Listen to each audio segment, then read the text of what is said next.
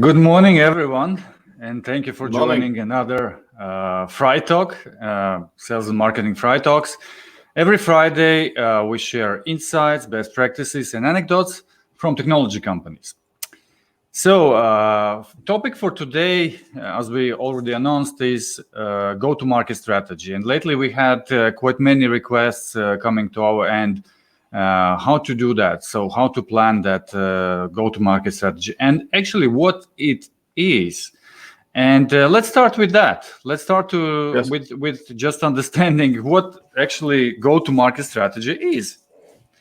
Andres, I guess you must have some good idea. Yeah. I was actually looking around, and interestingly, there are quite many different kind of definitions of what go-to-marketing strategy means. There is one from McKinsey, another one from Gartner, and from many others, smaller and bigger ones, and so on and so forth. But in general, I think go-to-market strategy is a plan. It's a quite a detailed plan about how you as an organization going to, first of all, find your right customers, then engage them, and then actually convert them to your customers. So what are the tactics behind that? What are the channels you're going to use? And so on and so forth. So, and that is the essential definition of the go-to-market plan. That is where you can start. Yes, and I just wanted to add that GTM strategy generally, as a strategy, talks about big decisions, big things. So it's not exactly talking how the banner on Facebook should look like or what exactly it must be in your content, but it talks about big principle, big choices you need to make when thinking of reaching certain business goal. Yeah, and what is also important, I think, that maybe to understand what are the key elements of the plan. And again, there are different, probably people will be, having different opinions on that or different points of view. But from our experience, when we, have already probably spent quite a time on planning those activities with our clients, we have nailed it down to few things. And I think, first of all, it's about really defining objectives. What do you want to achieve? And those objectives can be in terms of number of leads, in terms of number of opportunities, in terms of number of deals, and probably revenue as well. Yes, and this is actually quite important, because you see, like for myself, I could have a goal to become professional NBA player, but that is not going to happen. So having strategy for that would be just futile thing and a waste of time. So goals also should be realistic and in line with the resources or capabilities that company have. Indeed, it sometimes happens that when developing strategy, we actually do some adjustments because we have some learnings, and then we need to increase or decrease the scope to match with the resources companies have. But certainly having clear goals is a first and very, very important thing when you try to plan something. Absolutely. And secondly, you need to start with maybe analyzing, both your competitive landscape and your customers. And and what we typically do, like very practically, we are looking to, firstly, before we go into deep planning exercise, we look at the competitor landscape. So we ask just, list those competitors, and then just go in and research on that.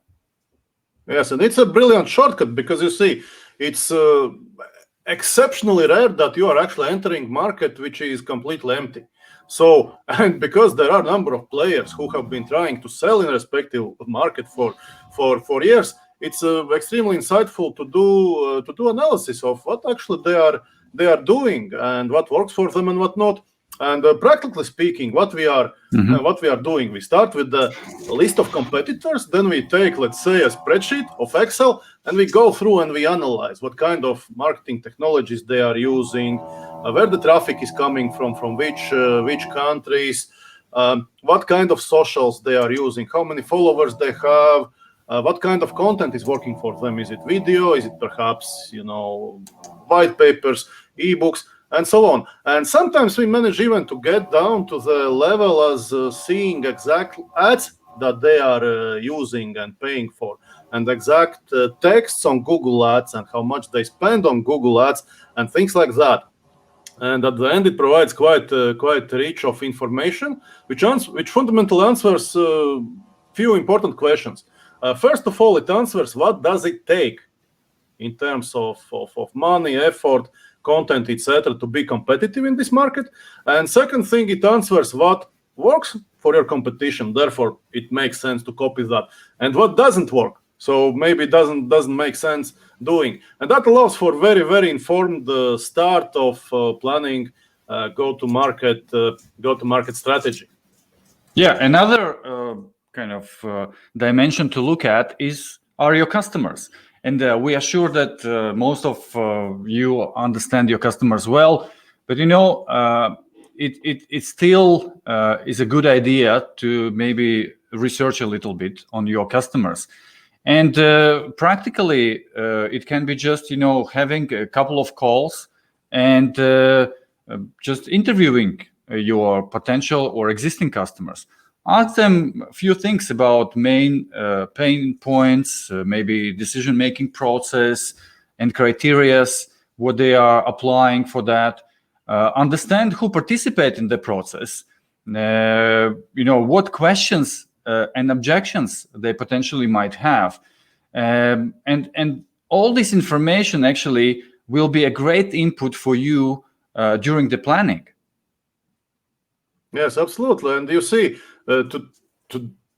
today, to be competitive, actually, you need to target your marketing very, very precisely to specific persons, right? And these buyers interview allow to profile these persons and understand very exactly what would make, let's say, a business decision maker in small, medium businesses in, let's say, Holland to stop when they are scrolling their Facebook feed and actually pay attention to your, let's say, ebook or white paper and decide to register and basically become a lead for you. Yeah, and those interviews might be very, very insightful, truly. I just recently had a couple of interviews with clients of our clients. And, when you listen to what they say, it's immediately like a gold mine. You can take it and just put it on the banner, or you can put it as a headline for your campaign or for your content, and so on and so forth. Secondly, they often share things like, for instance, in terms of pricing, in terms of your standing versus the competitors and alternatives. And that can be also immediately implemented in your product strategy or your even go-to-market strategy as well. So really spend time with your customers talking, and you will find it very, very helpful.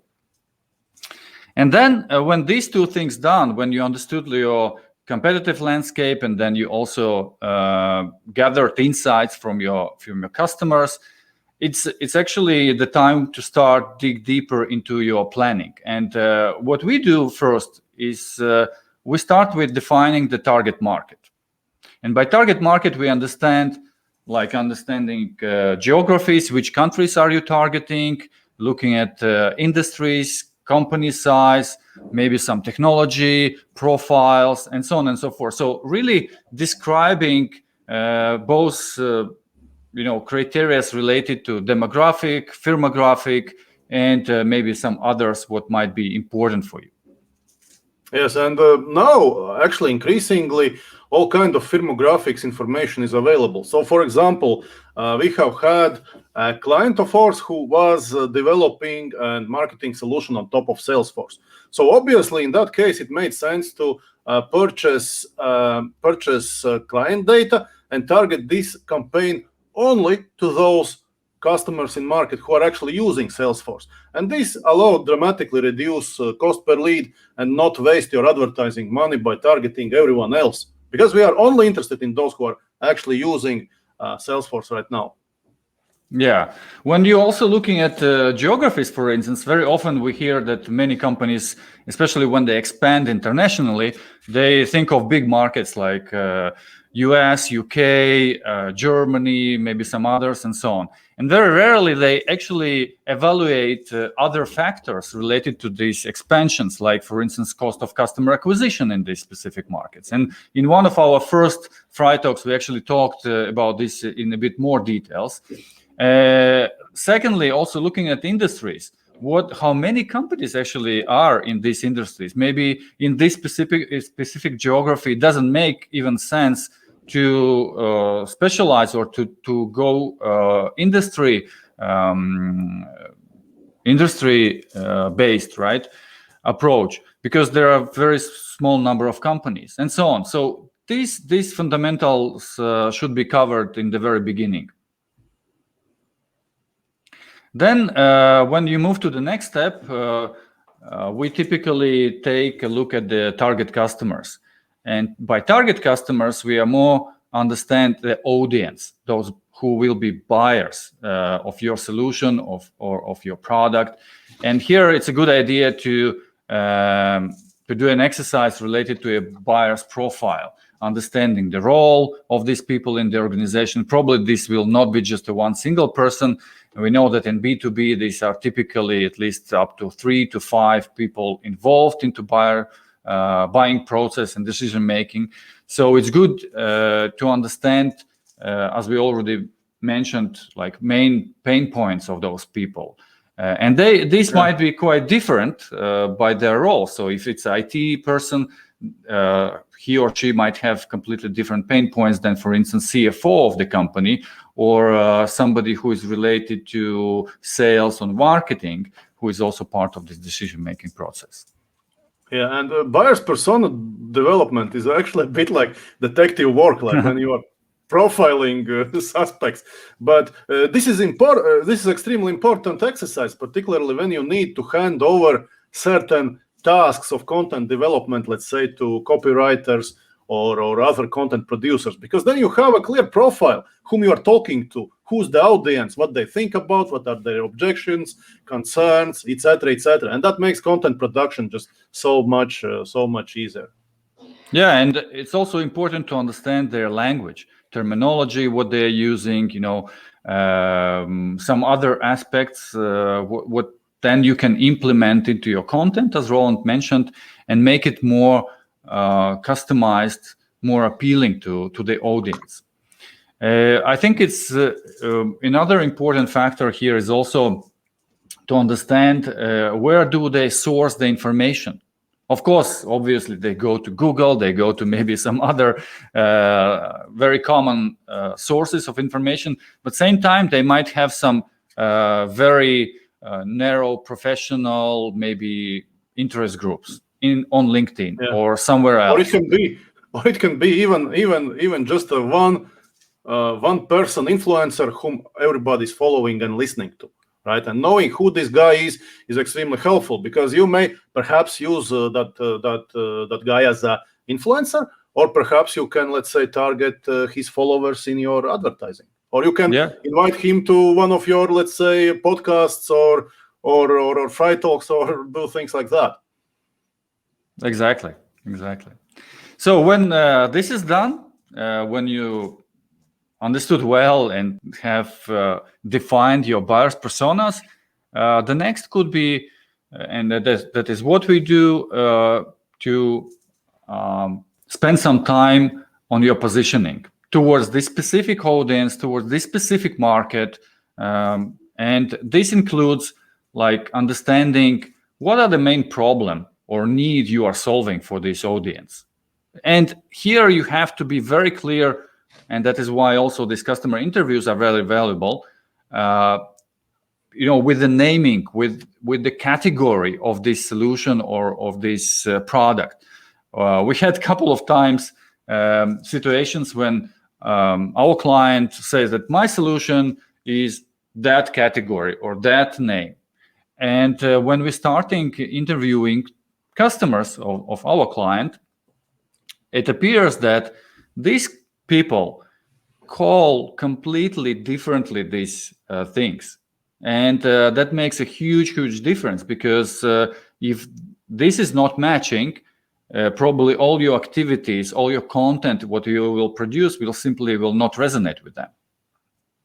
Yes, and I think that if you just could do one thing regarding strategy, I'd certainly recommend to think about positioning. And if we put it extremely simple, what positioning is? Well, positioning consists of five things only: a name of your product, category of your product, is it a cat, a dog, or a bat? What is the specific problem that your product or your offering solves? Whom it's designed or made for? Who's the audience? And the final and perhaps most important is what is the difference? What's the difference regarding competition, other existing solutions, and how your product is unique? Yeah, and again, talking about this uniqueness or unique value proposition, probably you all are familiar with this term. Again, there are many formulas how to create unique value proposition. What we suggest practically to do is following. Just list all your kind of unique selling points, what you believe are unique, and then group them into two categories. One category, which would be something generic, or which is overlapping with what your competitors or other alternatives providing. So just look around and then see, okay, if that is something what customers can get also from my competitor. Like, for instance, I'm selling a CRM solution. Can a customer get a CRM solution from my competitor? Yes, no. Then you put it accordingly. And then in the second group, which is related to your true uniqueness, put all the things which are available only from you. Let's say I'm selling a CRM solution, but I'm selling it with 24/7 support. I'm selling it with some specific customization, maybe some industry add-ons or whatever else, right?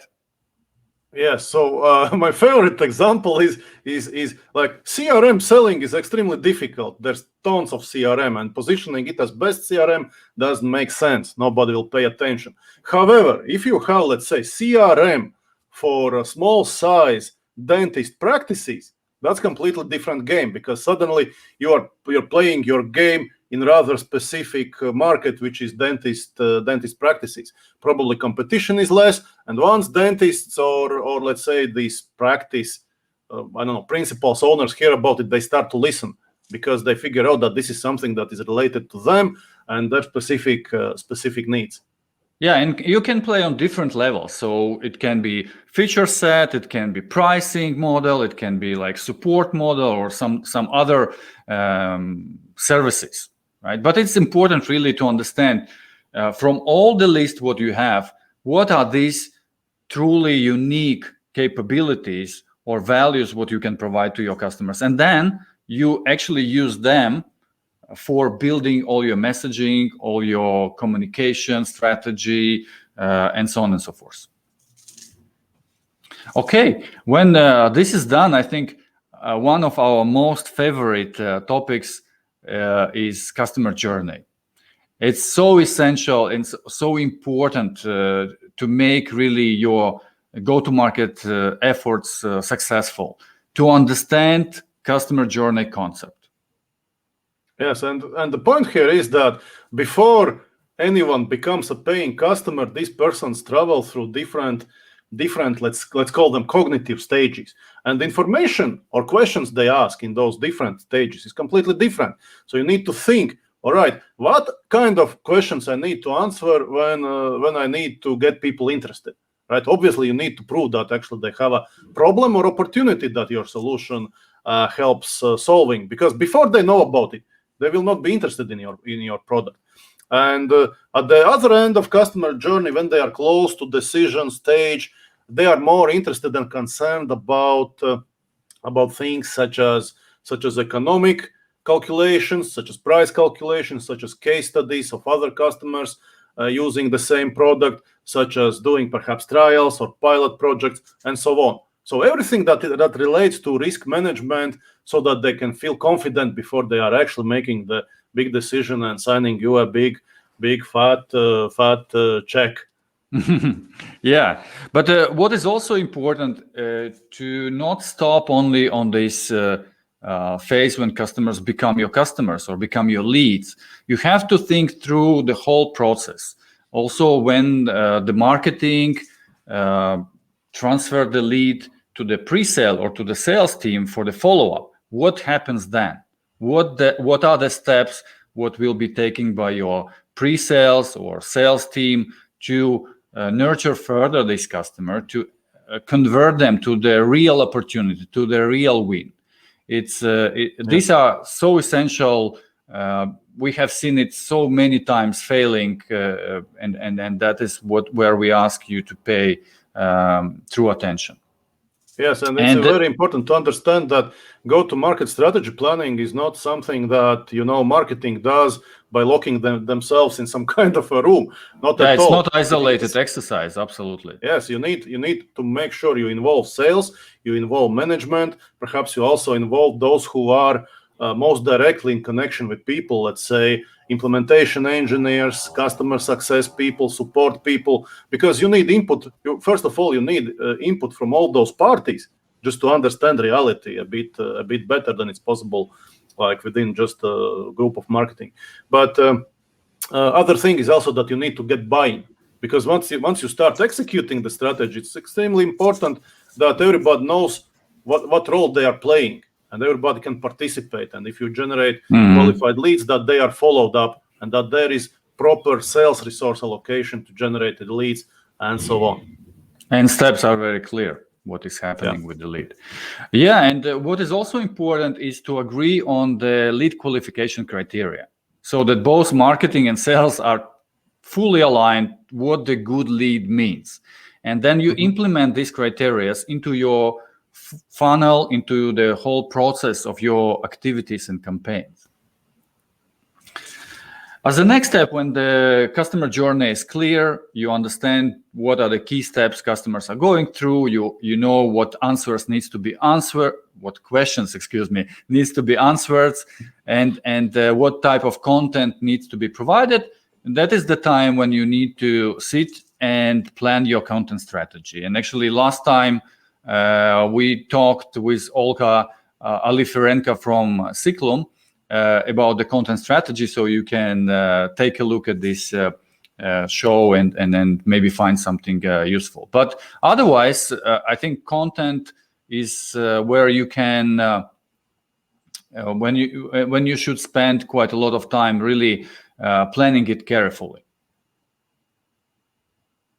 Yeah, absolutely. And the next thing you need to think about is how are you going to engage your audience? What channel you will be using? Will you be, let's say, using, I don't know, mostly LinkedIn, perhaps Facebook, perhaps Google, or something else? And for that discussion, you need to also do a bit of analysis and just trying to understand how big are the audiences in one channel or the other. What are targeting possibilities? Do you perhaps need to purchase, let's say, a database of accounts and go only to the list of specific accounts? And of course, if you talk about digital marketing and digital advertising, then you have real-time feedback and real-time data coming in. So from our experience, it doesn't make sense to approach it like, the old school media plan for 3 months with exact weeks when we are showing advertising here or there. Because as learnings come in, you can make very quick decisions about reallocating budgets, about changing messages, about doing something else to optimize your campaigns. And as an example, I think it was last week, we were running a campaign across a number of countries using 4 different channels. And the difference in terms of cost per lead between these combinations of different languages, different channels, and different countries was over 100 times, right? So as soon as you have this data, as soon as it's statistically relevant, you need to make changes. So why I'm saying all that is because even when you are planning engagement strategy, you cannot expect to plan it at very high level and keep it very, very, very, very rigid, right? In beginning, you start with making some initial analysis, some initial assumptions, but once you start executing, it's very highly that very quickly you will start changing the channel mix, the messages, the banners, the audiences, etc. Just to optimize results according to what were the initial goals that you were planning for. Yeah, and in the digital space, the feedback comes very, very quickly. So, and that is where you have to be also prepared to make decisions quickly, to do adjustments quickly, because this is not something where you can like wait for weeks or months. Otherwise, you will spend a lot of money and maybe not in the achieving your results. So that is also something to be prepared and to be properly planned.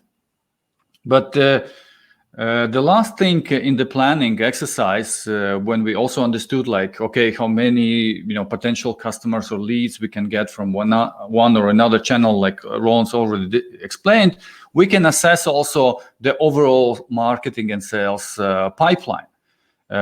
Whether we will be able to achieve those objectives, what we started with, based on these activities, or we need to involve something else, and what will be investment needed, both like monetary and resource-wise, to implement and to execute this strategy. Yeah, this is great exercise. First of all, it's not a precision science, right? But you know clearly in which direction the wind blows. Also, you do not know perhaps the speed of wind, right? But it allows to scope the project.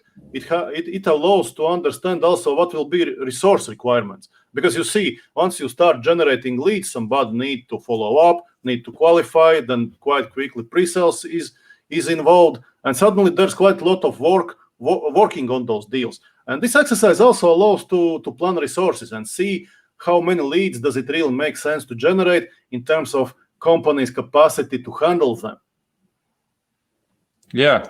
So these are main steps, what we see like working really well based on our own experience. I'm sure that you might have different maybe view on that.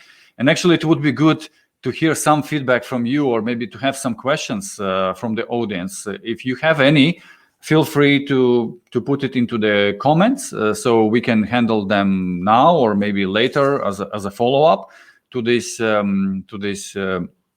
event. Otherwise, if there are no questions, I don't know if you have any. It looks like no, but then I'm also suspicious that perhaps LinkedIn has changed something in their algorithm, because usually we see some comments, responses, likes or dislikes, but not this time around. Although we are live, I'm looking at the other screen and show is on. Okay, that's good. That's good. Anyway, what we encourage you to do is to follow IBD Consulting on LinkedIn and hashtag FriTalks. For future updates on our shows. We also have all these shows available as a podcast. You also, welcome to subscribe to Sales and Marketing FriTalks podcast on major platforms. We are looking forward to our next discussion, next conversation. Feel free to share your questions, your thoughts, and ideas about topics you would like us to cover.